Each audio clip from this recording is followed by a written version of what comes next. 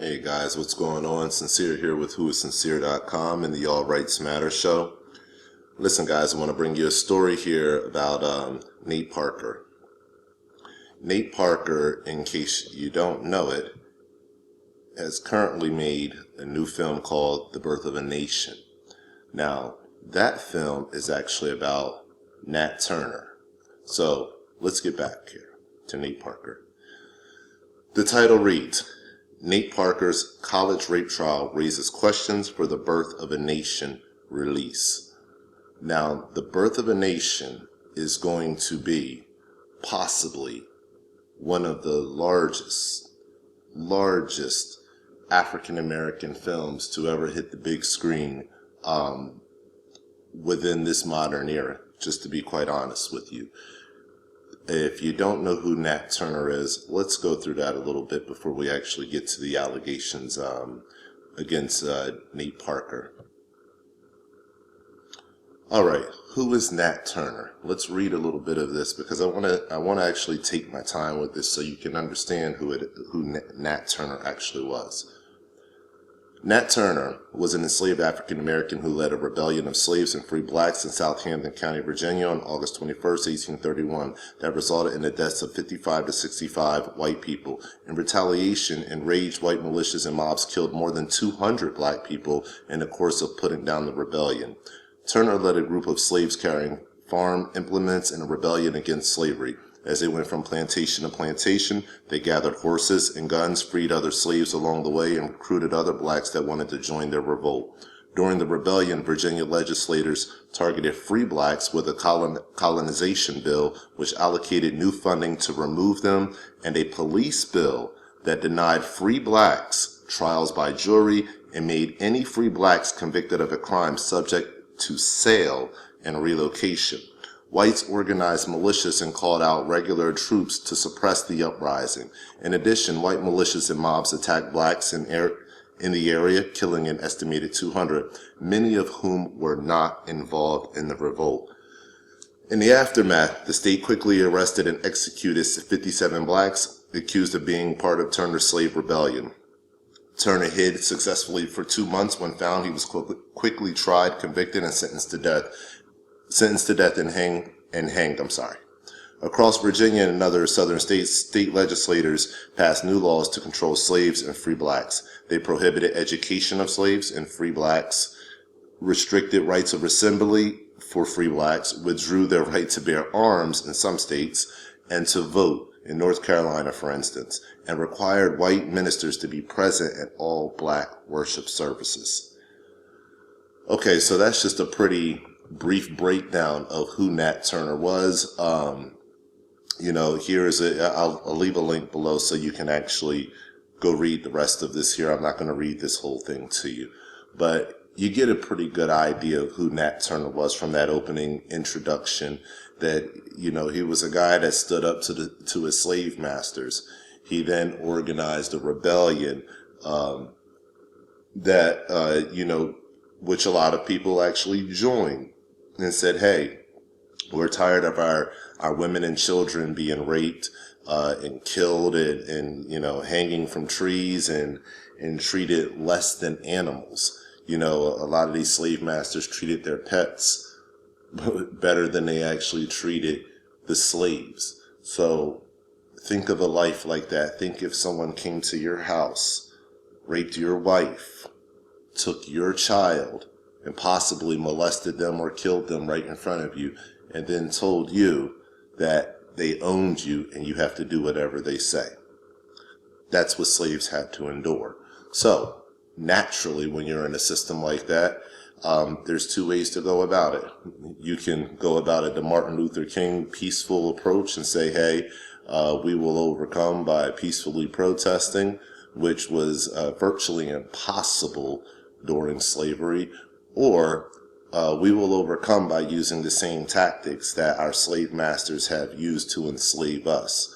And that's what Nat Turner actually did. Now, this film has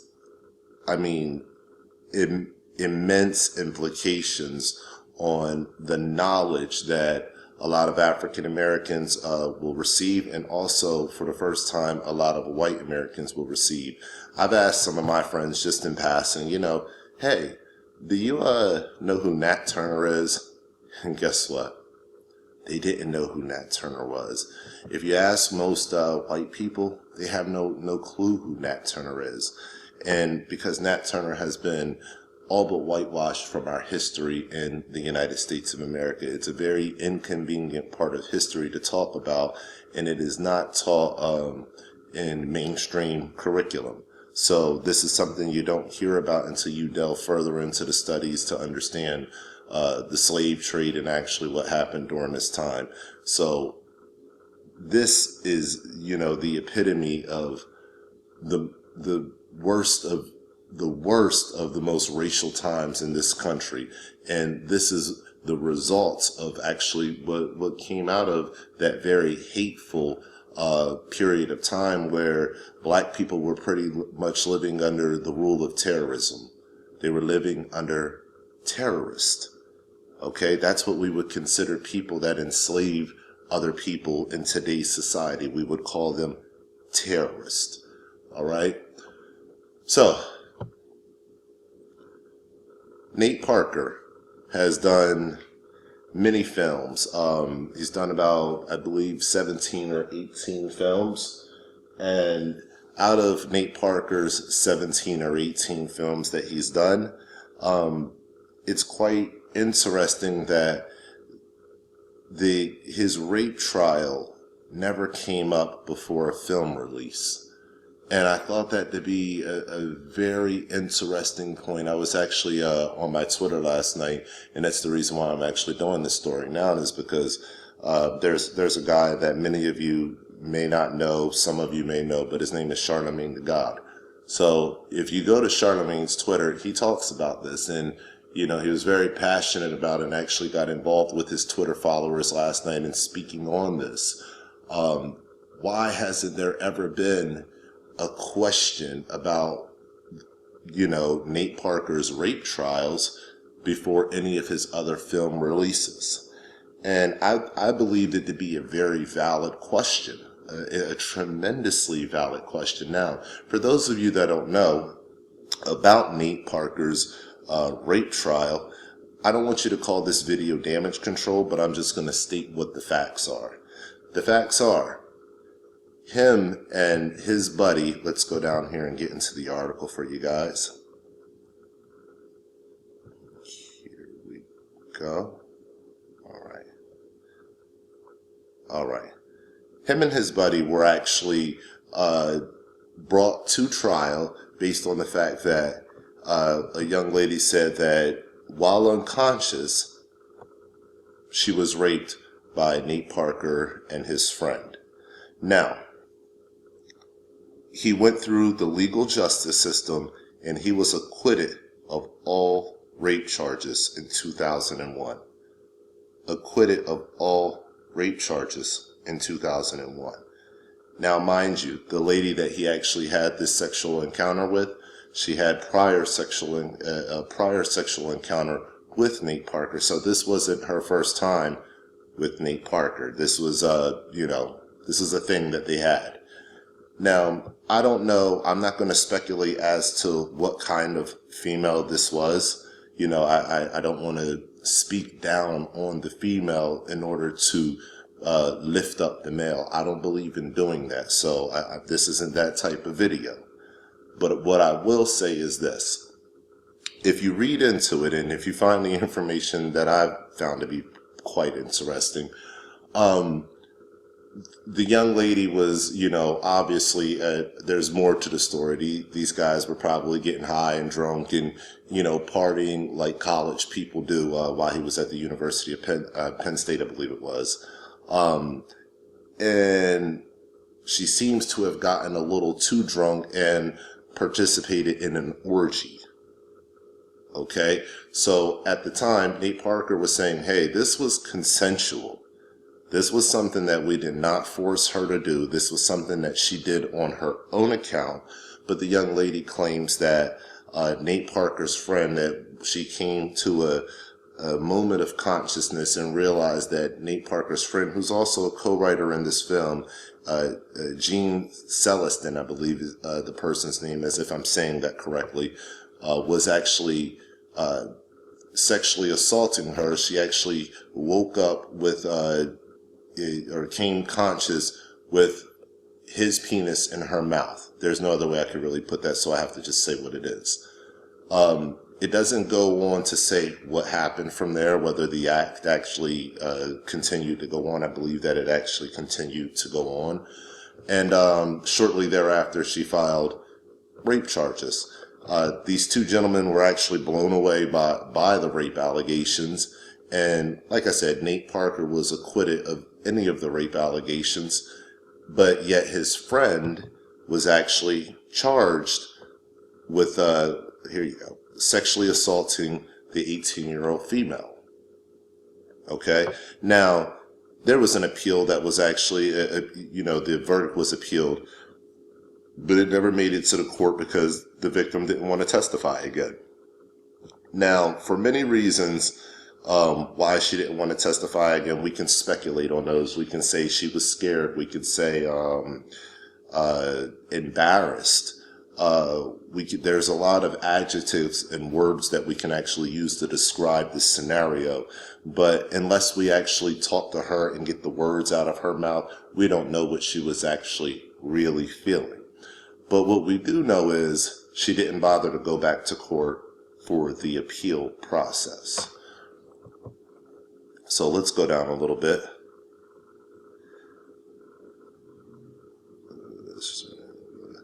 Okay.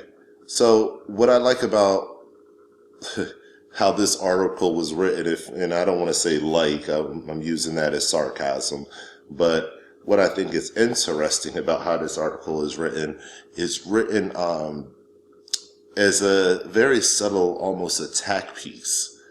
And I found it very interesting how the information was actually presented and how it was actually given, to the public. So when you look at this, I find a lot of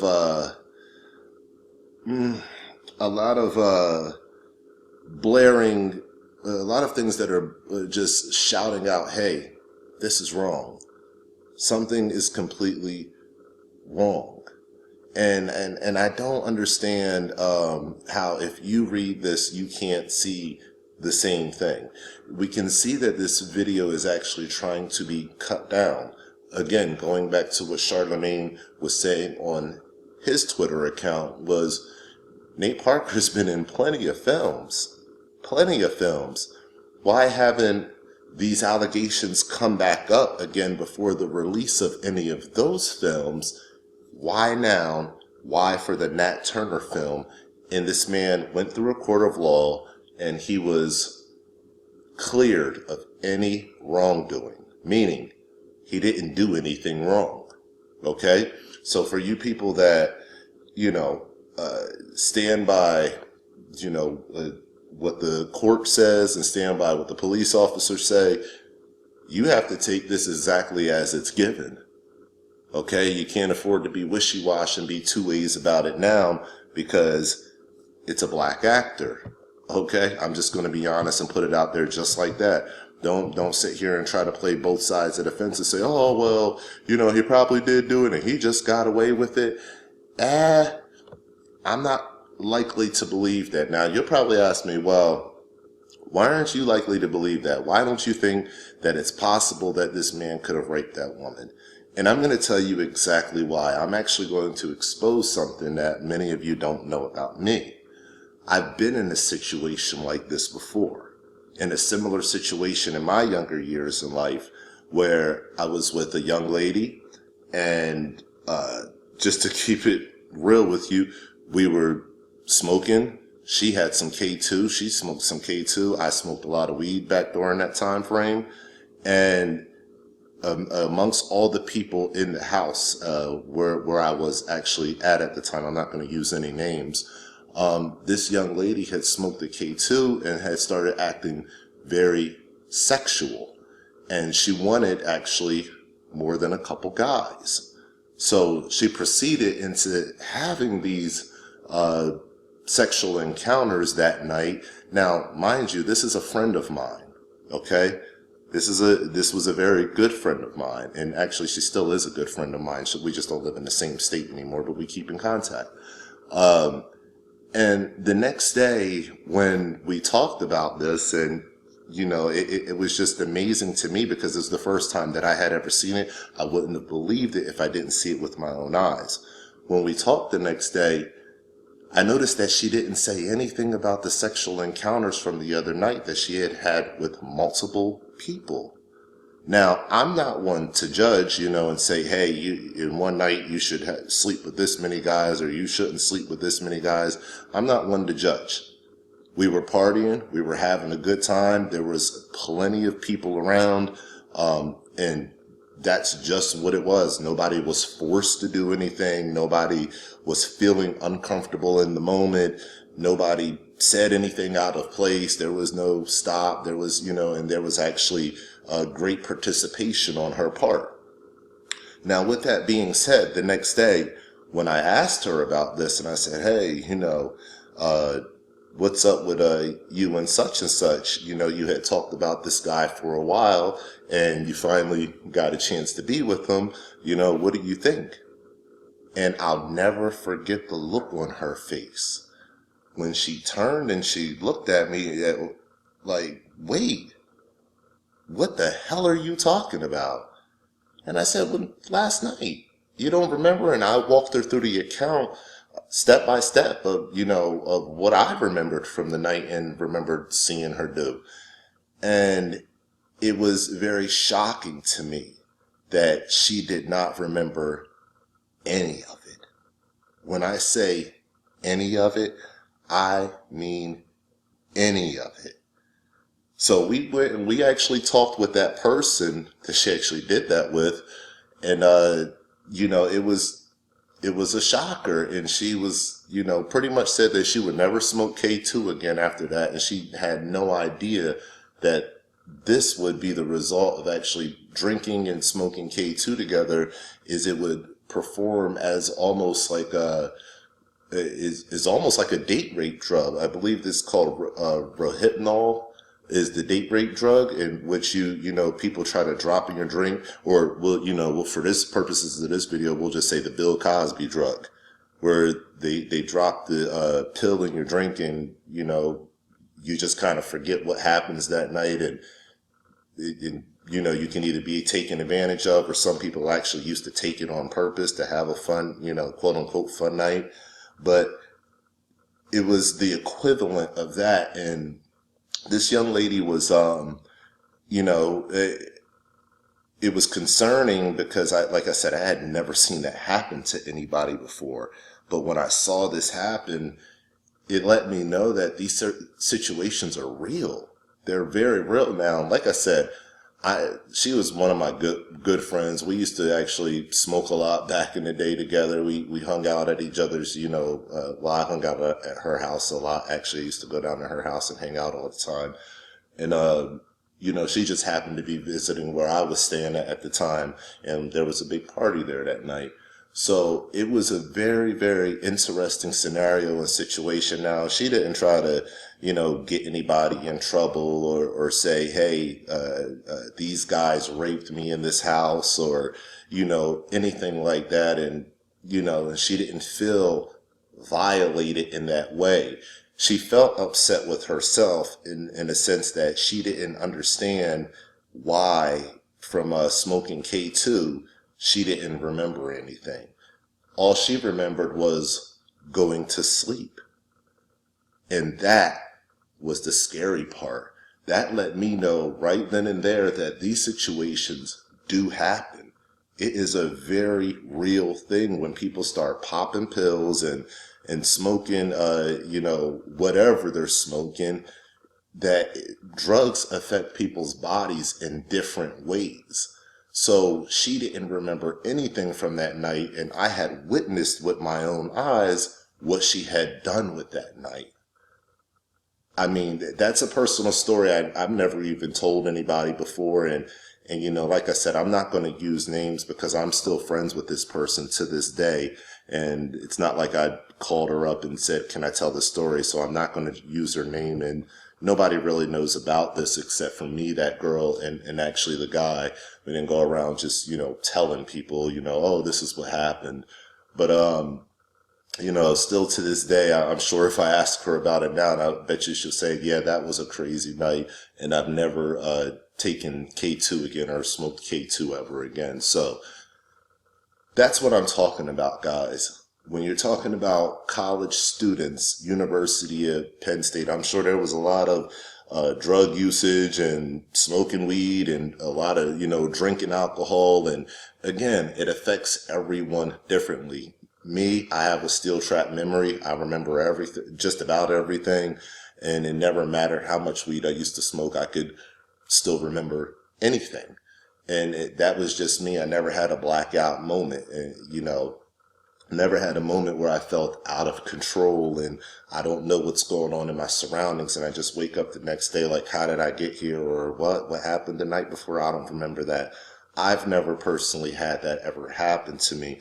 And I've had my share of actually partying out there in the world and getting, for lack of better words, fucked up.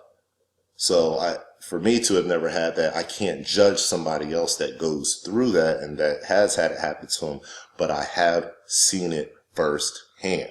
So that's what leads me to believe that Nate Parker's story here is actually kind of correct, that there was probably a lot of partying going on, as was stated, and this individual, passed out or had a lapse in consciousness. Doesn't mean that she wasn't technically awake at the time, but had a lapse in consciousness as far as forgetting what happened, even though participating in the action of, which I witnessed, like I said, with my own eyes before. And it just, still to this day, it boggles me. It shocks me. But this is a very likely scenario. So, for this particular paper, I believe it's Variety, to bring this up as if this is this is something new and, is this going to hurt the film? Listen, this is obviously a smear campaign to try to derail the legitimacy of a story that has long eluded the public's eye, the American people's eye. And folks don't want to talk about it, but Nat Turner killed 55 to 65 white people.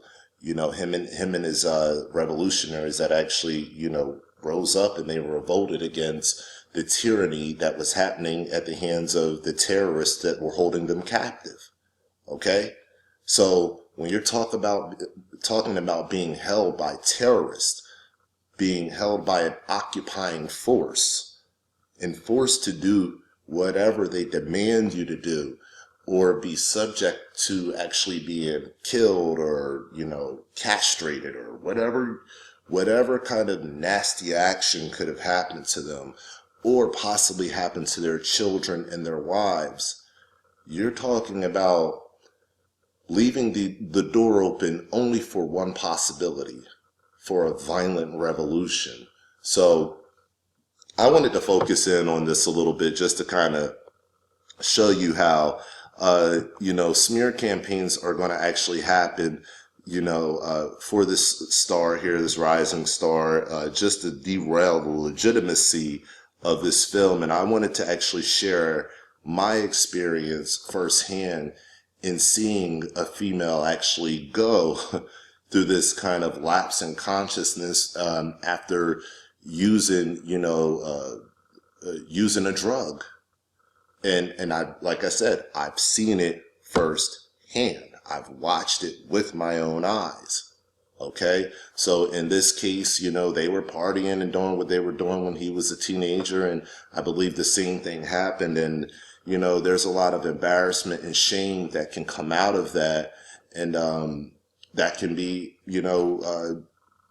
misinterpreted as rape, or I was violated, or, something, mentioned like that. And again, I'm not going to take anything away from this female, especially regarding the other individual, Jean, whoever it was. Let's go back down here again and get that person's name. But I'm not going to take anything away from, the actual person that claimed she was raped. But I am going to say that there's more sides to the story that are not being presented here. And I think that we need to look into all sides of the story before just throwing out a smear campaign at a film that is obviously going to change the tone in the United States as far as conversation is concerned. And it's really going to enlighten a lot of people to the real aspects of slavery that a lot of them don't know because it's not been really taught, in these schools that whitewash the history of slavery and what it actually, and how it actually, quote unquote, benefited this country and those who benefited from hatred, violence, and terrorism. Okay? A lot of the forefathers benefited from this system of terrorism and tyranny of the black man. And that's something that we need to really focus on in this country right now, and especially knowing that a lot of the systems that we currently live under, such as the policing system, is nothing more than a direct response to controlling slavery. Look back to how police departments were formed and to what the police officer's job, used to be. It was for slave patrol. So when you talk about a police force that's built out of the subjugation of white people and pretty much just out of tyranny, and then they put, fast forward to now they've implemented, put things in place that, say, hey, well, we're going to check ourselves. We have our own inner system of checks and balances that doesn't include the population of the people to be able to get justice. That's the argument. That's the basis argument for dismantling police functions in the United States and rebuilding them into community-based police functions where they're answerable to the communities of which they actually serve. That is why it is so important to get stories like this out, because it doesn't do the full job, but it begins to lift that veil. It begins to let people into the fold to understand that we can do better, because where we come from is a very dark place. And if we bring those roots with us, then we're bringing that darkness into the future. In what way is that to really run a country that's built on revolution, technically, so this is the second revolution. This is another revolution. This is an information revolution where people have to wake up and say, hey, wait a second. There are some great valid points here, and we can learn from this, grow together from this, and really move into a place where we can fix the situation that we're seeing right now. So I'm hoping that people see that and that they understand that. Now, for my last part of this, because I know a lot of you are going to be watching this, not necessarily tomorrow, but you're going to be watching this as this film gets closer to the date of release. I'm going to drop something else in here that I believe I'm going to just drop in a lot of my videos on my channel. You can go to my channel, on YouTube, just type in All Rights Matter, Who Was Sincere. All right. The thing is, we're quick to attack Nate Parker on trials that a trial that he's went to. He was cleared of any kind of wrongdoing, but yet we don't want to talk about this.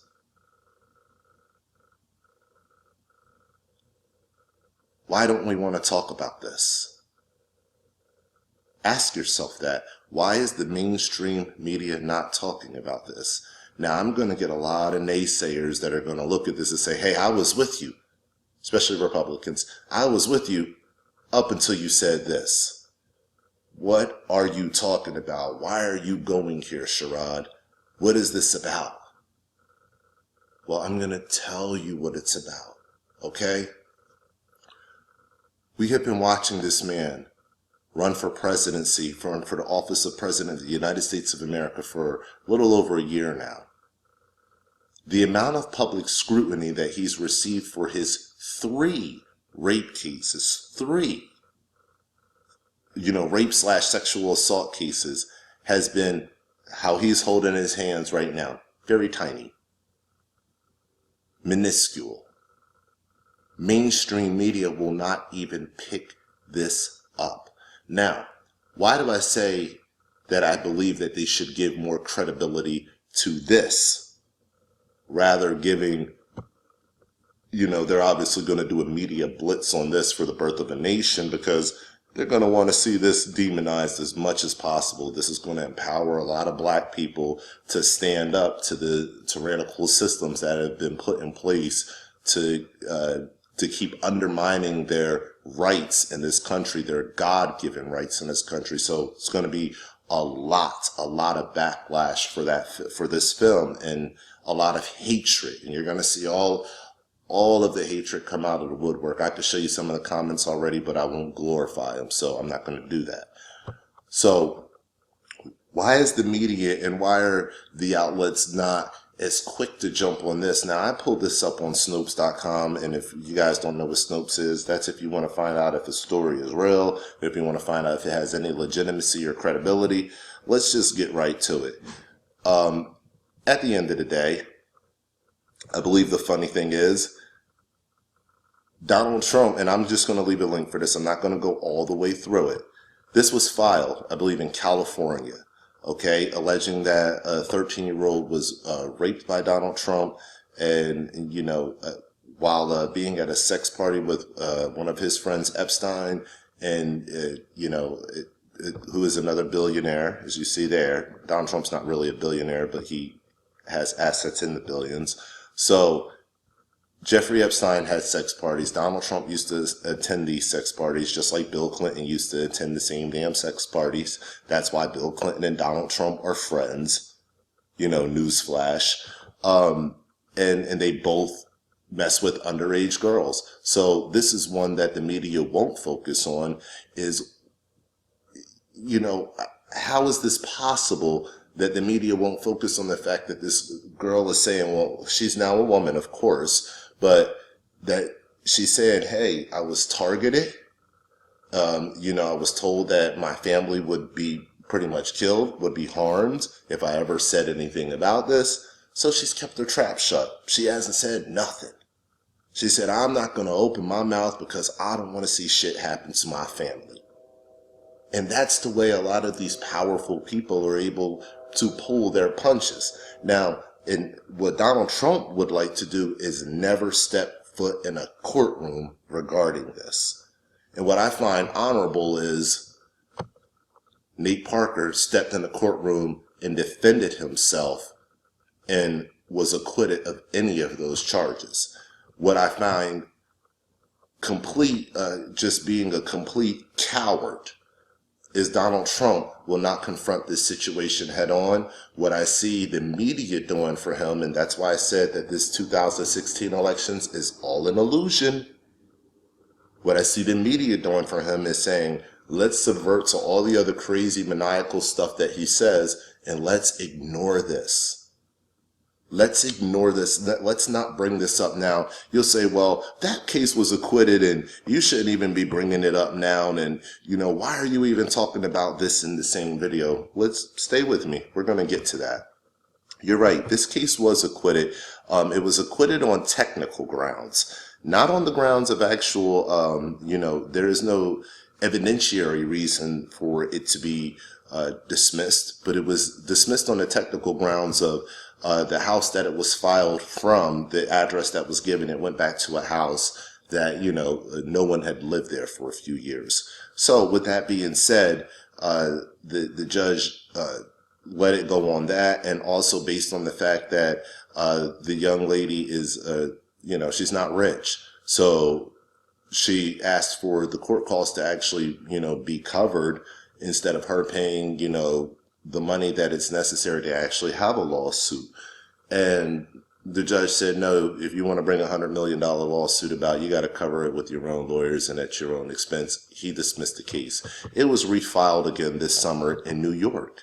Now, when it was refiled this time, it was refiled with a devastating blow. And this is going to shock you as much as, it should shock you. So let's get down to it. Let's find it. Let me find it for you here. Okay. This was filed with another lady now, okay? So now it's not just the 13-year-old anymore. Now it's actually the woman that was sent for the acquisition of the 13-year-old, okay? This person was a direct employee of Jeffrey Epstein. This person is a material witness. They have actually physically witnessed what Trump did with her own eyes to this 13-year-old and another 12-year-old. And then Trump forced the 13-year-old and the 12-year-old to engage in sexual activities together. Okay, so now we're not talking about just the 13-year-old that is coming forward to say this. We're talking about the person that brought the 13-year-old into the fold and was in charge of making sure that her and the underage girls were okay as Epstein passed these girls around to his very wealthy friends in this sex cabal that they had going on. Okay? So this has a lot of, we're going to say, a lot of credibility to actually get on the stand as a real trial, as something that's real with evidence being brought forth. We're talking about a shitstorm, guys. We're talking about an unrecoverable blow for Donald Trump. That's what we're talking about here.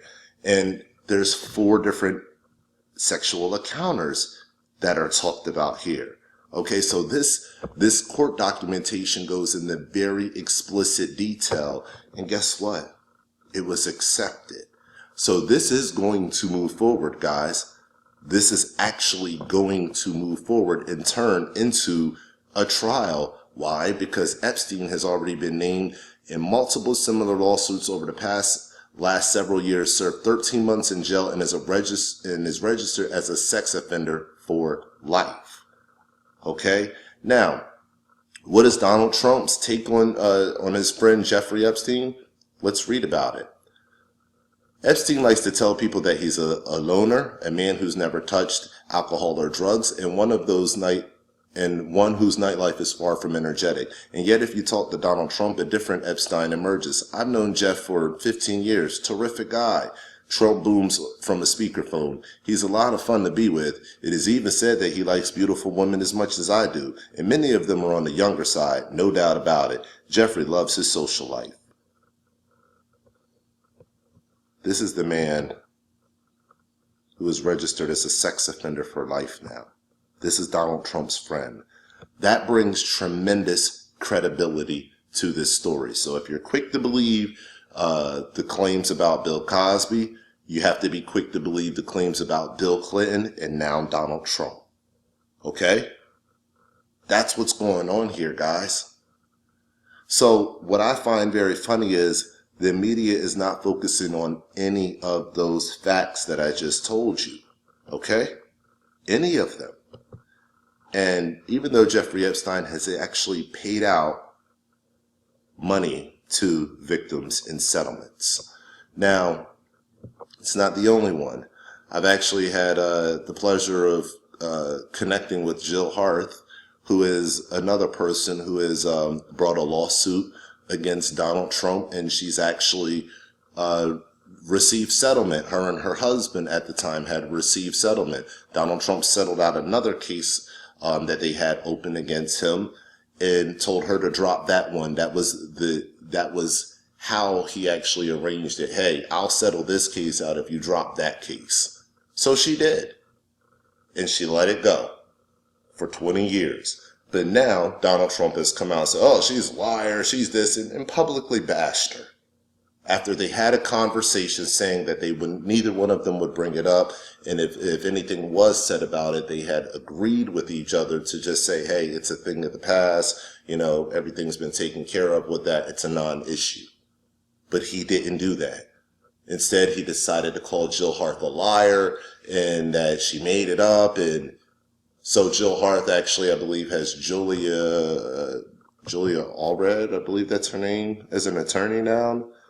Um, I'd have to look through here, but yeah, she actually has, an attorney now, and this is something that's actually going to start getting a lot of steam here in a second. Now, like I said, I've already connected with Jill Harth, and she's quite a lovely person, just to be honest with you. She has a business up in New York doing makeup and, stuff like that, and, cosmetology type stuff. So, warm-hearted person, down to earth, not a mean person by any means, not a evil-spirited person by any means. Even went to a Trump rally with her friends as when she actually talked to Trump, and they came to the agreement that they wouldn't say anything about this and that they would not bring it up. And then he goes and throws her under the bus, calls her a liar, and demeans, the credibility of what he actually promised her behind closed doors. So she got pissed about it, and she actually now has a lawyer, and they're confronting the situation to make Trump backtrack what he has actually said. And I believe that they're going to go forward with further legal remedies against Donald Trump that he's going to have to answer to. So my thing is this. The media in the United States of America is doing a great job at hiding the fact that Donald Trump has literally, sexually assaulted and raped individuals over the course of his lifetime. If you read the actual court document from his ex-wife, I don't care that she recanted. I mean, I do care in a sense, but I know why she recanted, okay? It doesn't take a rocket scientist to figure it out. If you actually read the court documents of how he raped her, you will see that it is very brutal. You will see that it goes far beyond what she says in her statement to recant the rape that happened to her at the hands of Donald Trump, and that she was very possibly paid off and quote-unquote handsomely taken care of to shut her mouth. All right? That's what we see happening all the time. Jill Harth received a settlement, and that part of the settlement was to shut your mouth about it. So she did. Until Donald Trump called her a liar and said it never happened. And that blew her lid. She was done. Now all bets are off the table because he couldn't shut his mouth about it. Okay?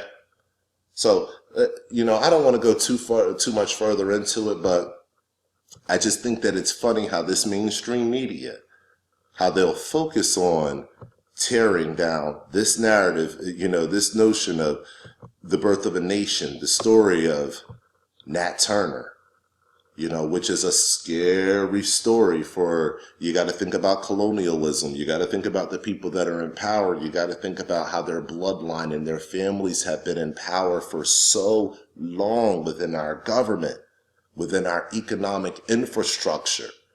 You have to think about these things. You have to consider these things. And now they're saying, hey, wait a second. How can we best attack this project? Oh, I know.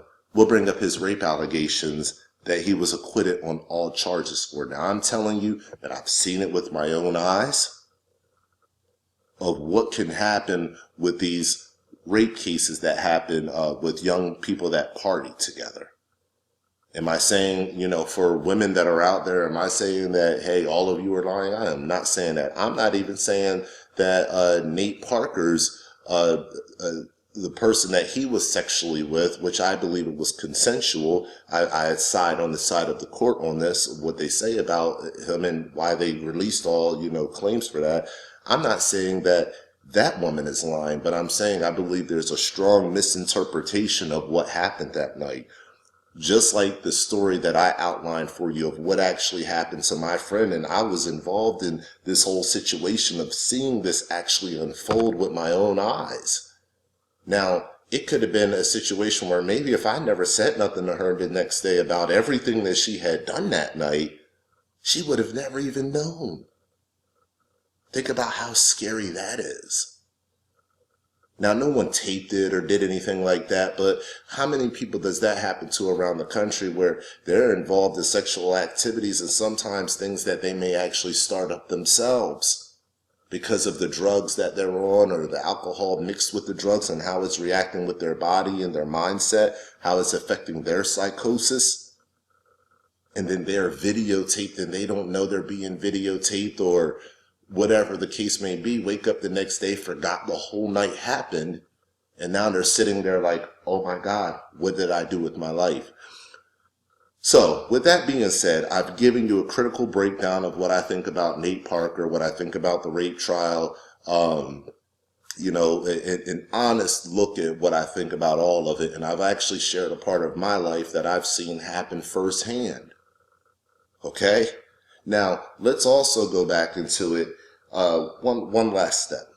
I was also in the military. For those of you that have been on my channel before, you know my military story. You know what I've done. I was an information systems analyst. I was stationed at Fort Monroe for quite some time, the TRADOC headquarters. I worked under General Abrams. General Abrams' father was the one that our current tanks are actually named after, the Abrams A1 tank. So with that being said, I worked under a very, very notable general. Actually, when he finished with the military, he's the one that's responsible for building I think the 6 or 7 command posts that are along our southern border at the line right there between Mexico and Texas. Okay, so he got a prominent contract after he got done his military service to actually for the acquisition of that project. Now, with that being said, that's the line of people that I've worked under. That's the level of work that I've done, and that and even a lot more. With that being said, when I went to school to be an information systems analyst, there was something that happened in Georgia at Fort Gordon. And again, I won't name names, but I'll just leave you with this story. There's something in Fort Gordon in Georgia called Barton Field. And Barton Field is a very, very, very huge field, okay?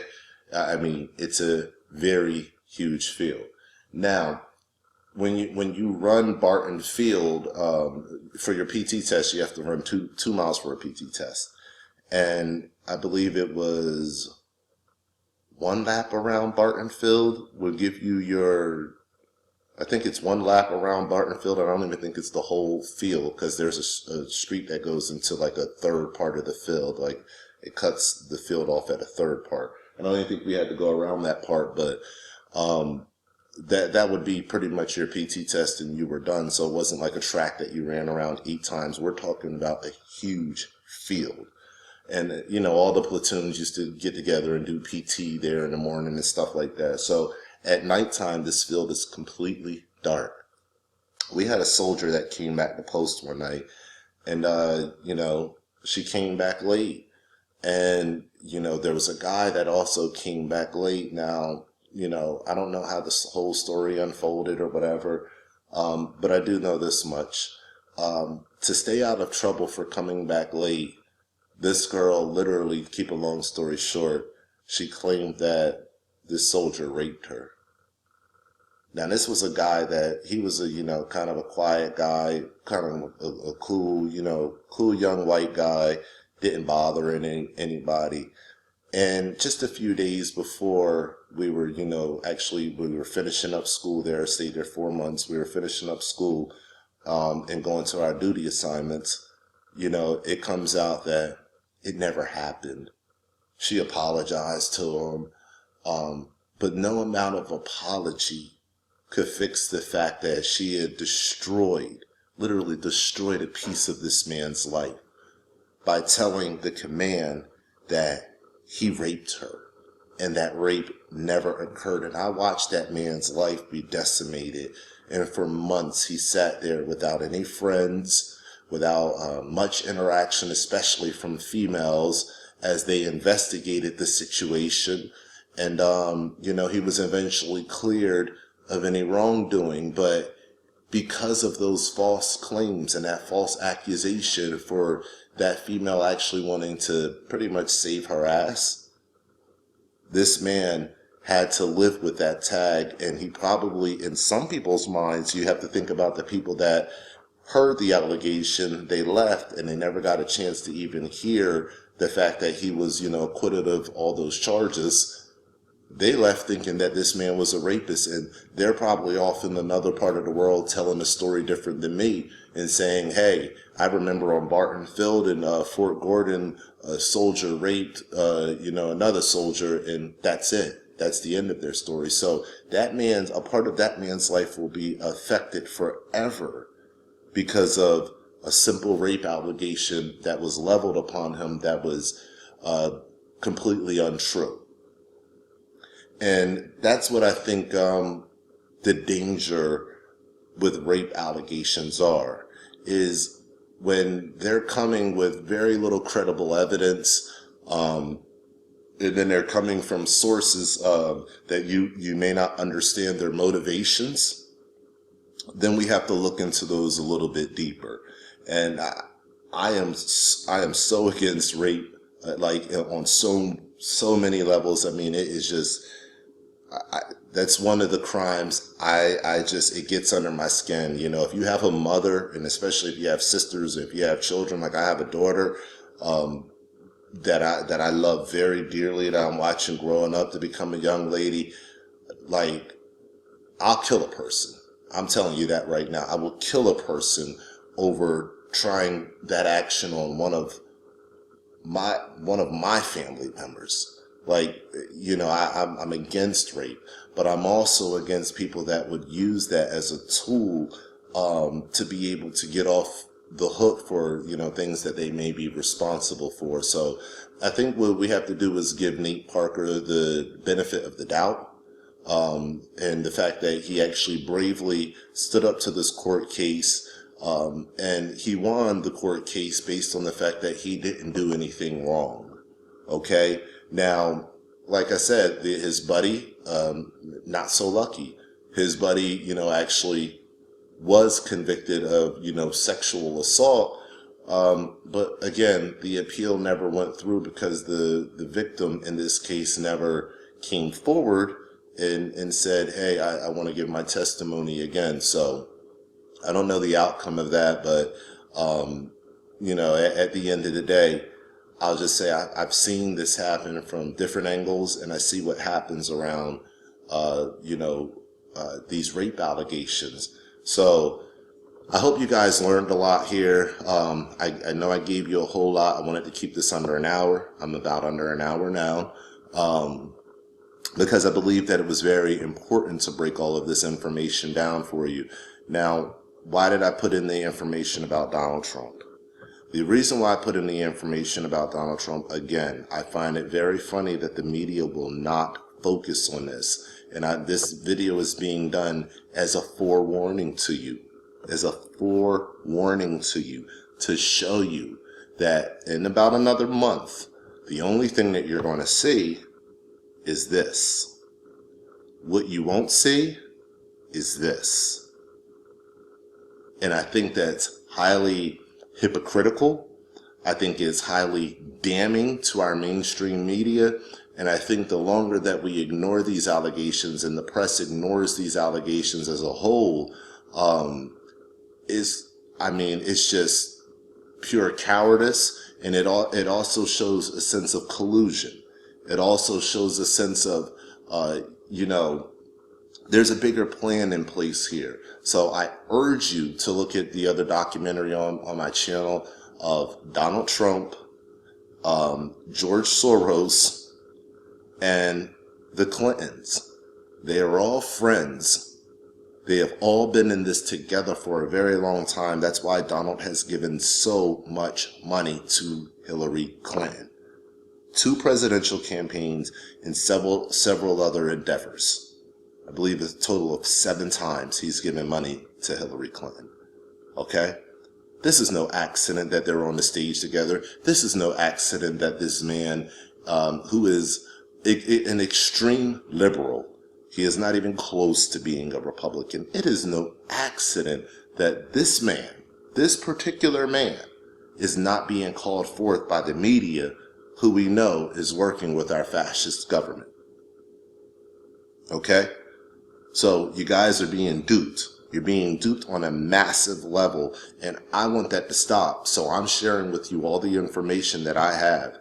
And I'm telling you now, guys, get ready for this film. This film is going to be huge. It's going to be out of this world huge, because there's a lot of healing that has to happen in this country. There's a lot of truth that has to happen in this country for that healing to take place.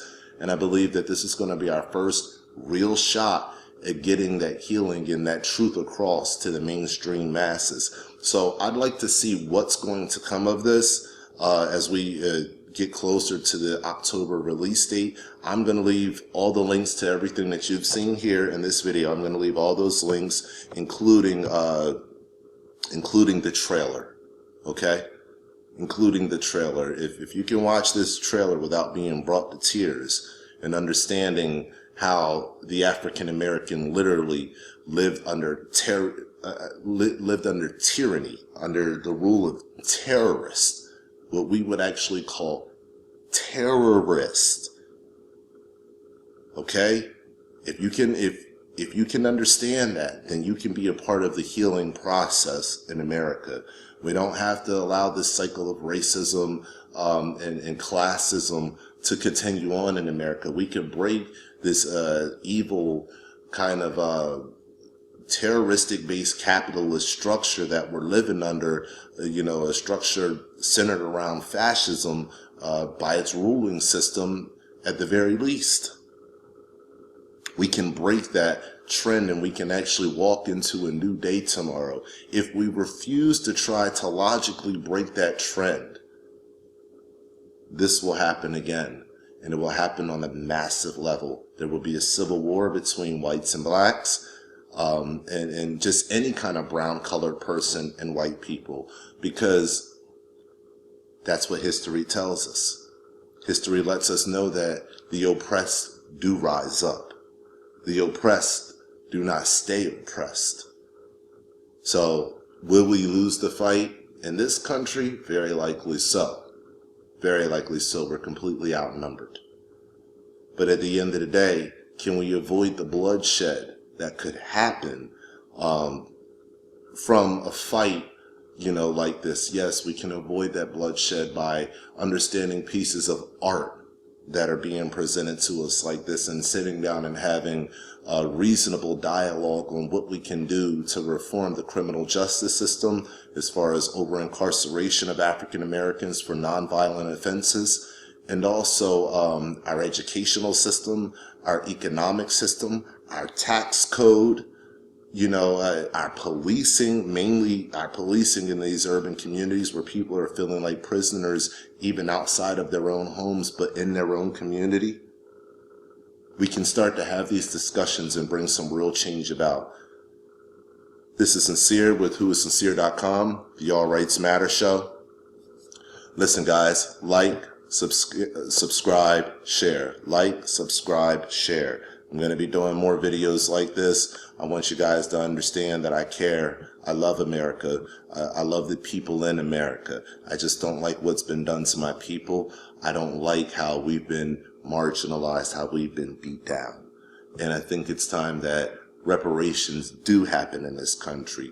Reparations deserve to happen for the descendants of the people who were terrorized the most in this country. There has not been one group of people in this country who have been terrorized the most. Babies. I'm talking babies, children ripped from limb to limb. Men hooked up, one leg to one horse, another leg to another horse, ripped apart. I'm talking real terrorism. It has happened to the African ancestor in this country. And now is a time that we should have open conversation about that. We should provide reparations for the genocide that has happened at the hand of these colonialists. It's time to have that conversation before things start to really get out of hand. We're headed there, but it's up to you to help us to stop it. Are you going to be a part of the problem, or are you going to be a part of the solution? Again, like, subscribe, share. This has been Sincere with whoissincere.com. Stay alert, stay alive.